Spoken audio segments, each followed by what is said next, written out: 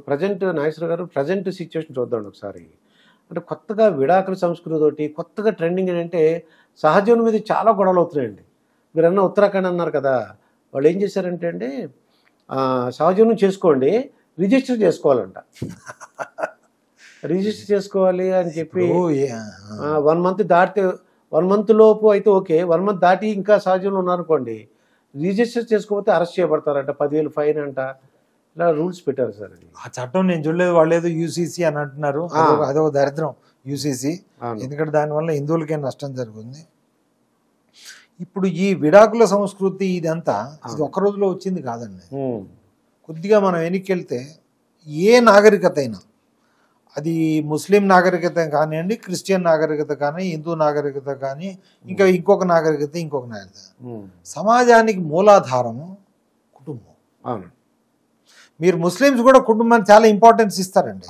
అట్లాగే మీరు పాత క్రైస్తవులు వాళ్ళు కూడా కుటుంబానికి చాలా ఇంపార్టెన్స్. అట్లే మన హిందూ ధర్మంలో కూడా కుటుంబం అనేది చాలా ముఖ్యం. ఎందుకంటే అది కుటుంబం, ఆ నాగరికత సంస్కృతికి మూలాధారం అనేది కుటుంబం. అయితే ఈ మోడర్న్ ఇదంతా ఎడ్యుకేషను ఇదంతా వచ్చేసి మీరు వెస్ట్లో ఫస్ట్ స్టార్ట్ అయింది ఏంటంటే ఈ డెమోక్రసీ మొదలైంది, ప్రజాస్వామ్యం. ప్రజాస్వామ్యం అందరూ ప్రజాస్వామ్యం గొప్పది గొప్పది అంటారు, కానీ ప్రజాస్వామ్యం చేసినంత హాని ఏది మానవతకి ఏది చేయలేదు. కాకపోతే ఏంటంటే ఎట్లా ఉందంటే ఇప్పుడు మందు ఇది మత్తుమందు తినేవాడికి ఆ మత్తుమందు ఎంత శరీరానికి హాని చేస్తుందో తెలీదు. ఆ మత్తులో ఉండిపోయి అది ఒక తేలిపోతున్నట్టు ఉంటుంది అన్నట్టు. ఇప్పుడు అట్లాగే మీకు ఎందుకు మీరు అనవచ్చు, ఎందుకంటే నేను చాలా ఇంత గట్టి స్టేట్మెంట్ చేశారేంటి అని మీరు అనుకోవచ్చు. ఇంత పెద్ద ఎందుకంటే చెప్తాను. ప్రజాస్వామ్యం అంటే ఏంటి? ప్రజలు నిర్ణయించిన ప్రభుత్వం.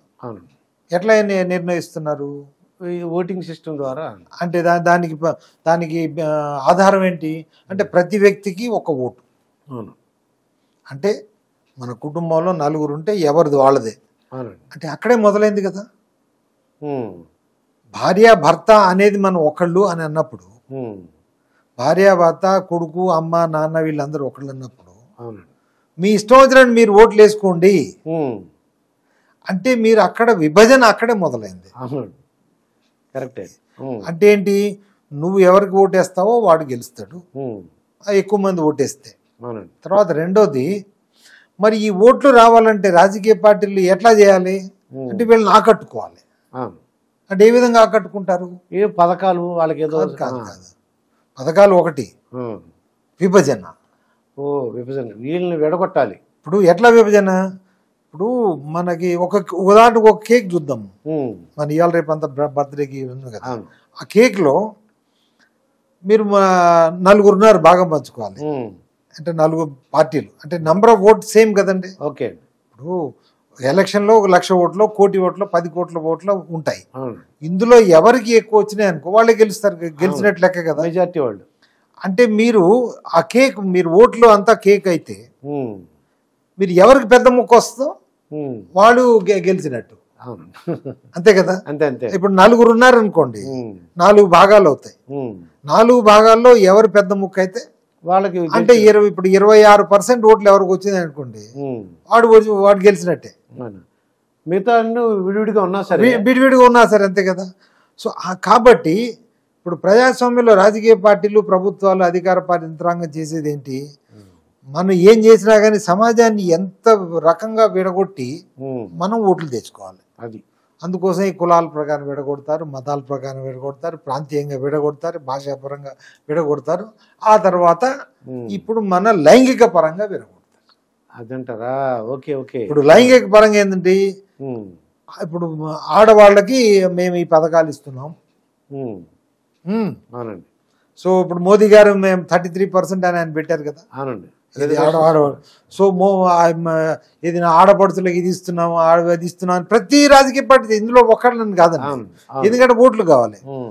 ఈ ఆడవాళ్ళని మభ్యపెట్టడం చాలా తేలికండి. వాళ్ళు ఓట్లు, దీన్ని బట్టి ఓట్లు కూడా. సో దాని గురించి ఏదో చేస్తూ మీరు చూడండి, ప్రభుత్వం ఇల్లు ఇస్తున్నప్పుడు చాలా పార్టీలు ఏమంటాయి, మీరు రిజిస్ట్రేషన్ భార్య పేరు మీద చేస్తామని. అంటే ఆ తర్వాత ఆడపిల్ల పుడితే మేము స్కాలర్షిప్ ఇస్తాం, మగపిల్లాడికి ఏమో సో ఈ విధంగా లైంగికంగా మనల్ని విడగొట్టి అది భార్యాభర్తల మధ్యలో కూడా ఇది చేసి గొడవలు ఇది చేస్తున్నారు. ఏది women empowerment in the name of women empowerment. దానికి తోడు ఫెమినిజం అనేది ఒకటి మొదలైంది. ఇది ఫెమినిస్ట్ సిస్టమ్ అని. ఏంటి ఫెమినిజం అంటే ఏంటి? ఉమెన్ ఆర్ ది గౌరవం ఇవ్వాలి, గౌరవం కాదు, women are the women should dominate the society. Okay, feminism. So ఈ విధంగా రకరకాలన్నీ ఈ డెమోక్రసీ కూడా వెస్ట్ నుంచి వచ్చింది కదా, ప్రజాస్వామ్యం మనదే కాదు కదా. ఆ వెస్ట్ కూడా క్రిస్టియన్ లో లేదండి, తర్వాత వచ్చింది అది. సో వచ్చిన తర్వాత ఇలాంటి పోకడలు అన్నీ మన ప్రపంచం మొత్తం పాకుతున్నాయి. అదే ఇది పాశ్చాత్య సంస్కృతి, అదే పాశ్చాత్య రాజకీయ వ్యవస్థ, అవన్నీ మనకి ఇక్కడికి వచ్చినాయి. తద్వారా ఏంటంటే ఇండివిజువలిజం అంటే వ్యక్తికి ముఖ్యం, ఇక్కడ కుటుంబం కాదు. మీరు చూడండి మన రాజ్యాంగంలో ఎక్కడ కూడా ఒక్క ఫ్యామిలీ అనే పదమే లేదు. మరి రాజ్యాంగ వ్యవస్థలో, న్యాయ వ్యవస్థలో, చట్ట వ్యవస్థలో, ప్రభుత్వ వ్యవస్థలో మీరు కుటుంబాన్ని రక్షిస్తాము, కుటుంబాన్ని మన దానికి సరి అయిన దానికి వ్యవస్థ కల్పిస్తామని లేనప్పుడు మీకు ఎక్కడ నిలబడదండి కుటుంబం. ఒకప్పుడు మనకేంటి, మన సమిష్టి కుటుంబాలు ఉండేవి, ఉమ్మడి కుటుంబాలు తాత నుంచి మొదలు పెడితే మనవాళ్ళు, మా ముది మనవాళ్ళు కూడా కలిసి ఉండేది. అవన్నీ పోయినాయి. తర్వాత ఏంటి, ఇంకొంచెం చిన్నది అయిపోయింది. తర్వాత తల్లి తండ్రి పిల్లలు అయిపోయారు. ఇప్పుడు అది కూడా కాదు, పిల్లలు పెళ్ళి అయిపోయినా ఇమ్మీడియట్గా వెళ్ళిపోతారు, ఎందుకంటే వాళ్ళకు కూడా ఉండటం ఇష్టం లేదు. దానికి తోడు మనం చేసిన చట్టాలు ఏంటి, ఇప్పుడు వరకట్న నిషేధం చేసేది చాలా మంచిదే. వరకట్నం అనేది ఒక సామాజిక రుగ్మత, అది పోవాలి. కానీ ఏ చట్టం చేసినా కానీ దానికి మనం రెగ్యులర్గా ప్రతి 5 ఏళ్లకో 10 ఏళ్లకో దీని దుష్ప్రభావం ఏమైనా ఉందా సమాజం మీద అని ఆలోచించాలి. అది చేయకుండా ఇప్పుడు సెక్షన్ 498A, తర్వాత డౌరీ ప్రొహిబిషన్ యాక్ట్, ఇవన్నీ పెట్టేటప్పటికి ఏంటంటే వీటిని ఈ ఆడపిల్లలు ఎవరైతే ఉన్నారో వాటిని దుర్వినియోగం చేస్తూ మగపిల్లల్ని జైల్లో పెట్టించడం, వాళ్ళ అమ్మ నాన్నల్ని జైల్లో పెట్టించడం. తద్వారా ఏమవుతుంది, చాలా మంది మగపిల్లలు అసలు పెళ్లి చేసుకోవడం ఇష్టపడలేదండి. మా బంధువుల్లో కూడా చాలా మంది ఉన్నారు, ఎందుకు అంకుల్, ఎందుకు మా ఈ పెళ్లితో న్యూసెన్స్, మళ్ళీ కేసు పెడితే మన జైలు పోవాలి, ఎంత న్యూసెన్స్, ఎందుకు న్యూసెన్స్ అని చాలా మంది పిల్లలు. ఆడ కాకుండా మళ్ళీ ఆడపడుచు, అత్తగా, అది అందరూ కుటుంబం మొత్తాన్ని లోపల పెట్టేస్తారు. సో ఇది ఒక్కోసారి మనకు అనిపిస్తుంది, మనము ఏ దిశగా వెళ్తున్నాం, ఇది అభివృద్ధి? మీరు ముందు వేసిన ప్రశ్న ఇదేనా మన అభివృద్ధి? ఇప్పుడు మనకి సమాజంలో ఒకప్పుడు 4 అన్నదమ్ములు ఉన్నా కానీ, 4 పిల్లలు, ఒకడు కొంచెం అనామకుడైనా లేకపోతే అప్రయోజకుడైనా కానీ కుటుంబం మిగిలిన 3 అన్నదమ్ములు వాళ్ళని కలుపుకొని తీసుకుపోయేది, పెళ్లి చేసుకుని ఆ కుటుంబాన్ని పిల్లల్ని అందరూ కలిసి ఉండేది. ఎందుకంటే అనాథలుగా ఎవరు ఉండకపోయేది, అది పెద్దవాళ్ళు కానీ చిన్నపిల్లలు కానీ. కానీ ఈనాడు అన్నదమ్ములు ఉండి, అక్కా చెల్లెళ్ళు ఉండి, తల్లిదండ్రులు ఉండి, పిల్లలు ఉండి అనాథలు అయిపోతున్నారు. సో దీనికి కారణం ఏంటంటే కుటుంబ వ్యవస్థని మనం చిన్న భిన్నం చేసేసాం. అది రక్షింపబడాలంటే ఎలా? అది రక్షింపబడాలంటే నేను ఒక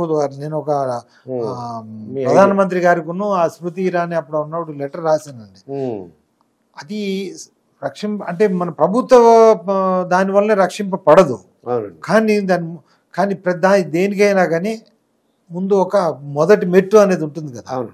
అది ఏదైనా ఒక పని చేయాలంటే అసలు ఎందుకు కుటుంబ వ్యవస్థ చిన్నాభిన్నం అవుతుంది అనేది దాని మీద స్టడీ ఏం చేయలేదు కదా, ఎవరు స్టడీ చేయలేదు. ఇప్పుడు నేను చెప్తున్నాను, కానీ గవర్నమెంట్ తరఫు నుంచి ఎందుకు మన అప్పుడు ఒక 50 ఏళ్ల క్రితం సమిష్టిగా ఉన్న కుటుంబాలు ఈరోజు పూర్తిగా సోలిటరీ, అంటే ఒకే మనిషి ఉంటున్నారు ఎందుకు అనేది దాన్ని స్టడీ చేయడం కోసం నేనేమన్నానంటే నేషనల్ కమిషన్ ఫర్ ఫ్యామిలీ, ఎట్లయితే నేషనల్ కమిషన్ ఫర్ ఉమెన్ అని ఉందో NCF, national commission for family, అదేనే చేయండి. లేకపోతే ఆ ఉమెన్ కమిషన్ పేరును మార్చి national commission for family and women అని పెట్టండి. వాళ్ళ ద్వారా మీరు అసలు వాళ్ళు అప్పుడు ఒక కమిషన్ అని ఉంటే వాళ్ళైతే ఒట్టి కూర్చోరు కదండి. గవర్నమెంట్ ఆఫీస్ కానీ ఒకటి పెడితే వాడైతే ఒట్టి కూర్చోరు. సో వాళ్ళు ఏదో ఒకటి స్టడీ చేస్తారు, ఈ సమాజంలో ఎందుకు ఇలా అవుతుంది, సో దీనికి కావాలి చట్టంలో ఏమన్నా లోపాలు ఉన్నాయా, లేకపోతే మన ఆర్థిక వ్యవస్థలో లోపాలు ఉన్నాయా, మన ప్రభుత్వ వ్యవస్థలో ఏమైనా లోపాలు ఉన్నాయా, దాన్ని ఎలా సరిదిద్దాలి అనేది చేస్తారని నేను ఇచ్చాను. కానీ ఎవరు చేయరండి. ఎందుకంటే మనము దిగజారుడికి మనం అలవాటు పడిపోయాం. మత్తులో ఉన్న వాళ్ళు ఎట్లయితే రోజు రోజుకి ఇంకా ఎక్కువ వాళ్ళకి మాదక ద్రవ్యాలు అవసరమో, అట్లాగే మనం ఒక దిగజారుడు వ్యవస్థకి అలవాటు పడిపోయిన వాళ్ళమే. ఏనాడు కూడా మళ్ళీ మంచి వ్యవస్థ పోవడం అనేది చాలా చాలా కష్టం. అందులో ప్రజాస్వామ్యంలో అది చాలా అవసరం, అది చేయనివ్వదండి. సో అది కానీ బట్ చూద్దాం, మన ప్రయత్నం మనం చేస్తాము.